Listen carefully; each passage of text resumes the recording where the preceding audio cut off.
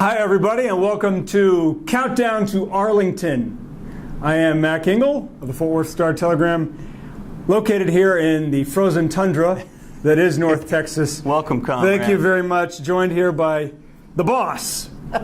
Exactly. Not me. Mr. Jimmy Birch. Not me. The biggest homer for Bruce Springsteen that existed this side of Chuck Cooperstein. Fact. Yes. Jimmy, you had good news today. Oh, yes. The NCAA Amateur event that it is announcing that for the Final Four in the Music Fan Fest, Yes. he will be here giving a free Absolutely. concert at where the Reunion Arena, you can say that, used to exist.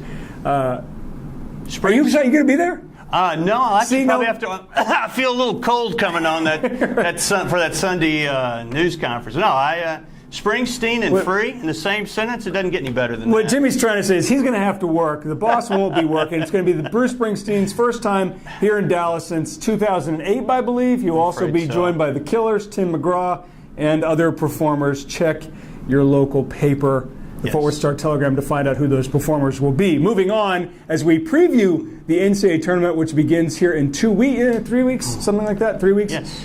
We got some locals making a little bit of noise, teams that you said would be dead. And that would be? I don't know, I was just admiring my ability to make funny. a rhyme. Thank you. I didn't even write that. It's just Baylor and Oklahoma State. Baylor, Oklahoma State. I hate Baylor. They drive me absolutely insane. If I was an alcoholic, they would make me even more so. Oklahoma State, they had enough time. They're getting it right. Do you think either one or both will get in? And who scares you more? At this point, I think they'll both get in. As you know, this. They're just like nailing Jello to the wall. But yeah, it's they're both playing on the very bowels and bottom edges of at-large biddom. But Oklahoma State scares me a lot more. I think they got a great chance to actually win the Big 12 tournament. Marcus Smart seems angry, focused, and ready to roll. And we've always known he's the best player in the conference. It's just he wasn't playing that way for a long time. Oklahoma State's coming off of a huge home win against Kansas. Huge. They had Senior Day, and even though Marcus Smart's only a sophomore, he celebrated Senior Day, and I don't think he quite finished earning his degree yet. Now that Oklahoma State seems to have gotten its stuff together, we've seen what Texas can do. It's good. Kansas State is good. Iowa State's very good. KU is obviously very good. Is the team you're watching Oklahoma State right now, is that the team you thought you were going to see when you bought back in September, October, November? They're still not as good because that loss of Michael Cobbins back in December, they don't have the rim protector that they once had. They're never going to be as good as they could have been, as they should have been. That was a huge loss for them. But they're are they a threat for the Final Four because of Marcus Smart? Maybe. It depends on. It's all going to come down to matchups for them. I think it's all a matter of matchups. They could go down in the first round. They could stay around a while. Just depends on how much they elevate their seed by what they do in Kansas City. Baylor's a team that runs hot and cold. They drive you nuts, for obviously, because a lot of their game depends on jump shots. If those shots are falling, they can beat just about anybody. If they're not, they beat Kentucky earlier this year, even though Kentucky struggled of late.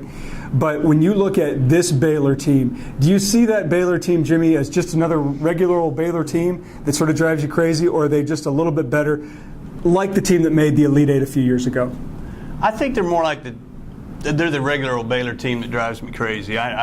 They may prove me wrong. I thought they were dead to rights when they were going through a 2-8 stretch. They've lifted it back up. They're awfully meteoric. It depends on if they get good, consistent guard play and how assertive Isaiah Austin and the rest of the guys on that front line tend to be. The more assertive they are, the better Baylor does. And I hate conference tournaments, but conference tournaments get a lot of teams like Baylor the necessary wins to get them in. Yeah. If Baylor doesn't win that first game, because it's not going to get a bye, if Baylor doesn't win that first game, does that kill them? I think so, because it's probably going to be against TCU, and that would be a very debilitating loss. That's not going to happen. Yeah. So if they draw TCU, they're going to win. Well, that win, you would say that win would be enough, or would you did the voting thing? Yeah. Would you even acknowledge a win against TCU? Well, it adds to the numbers. If they're 9-9 in the Big 12, I think they're in. Scott Drew thinks if they're 8-10.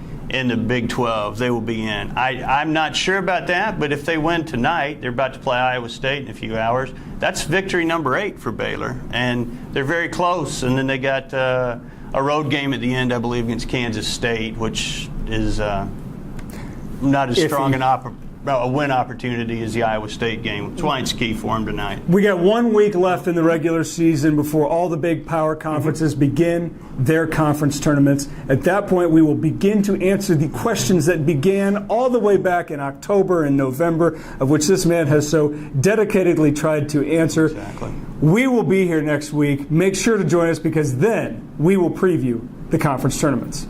Sounds good.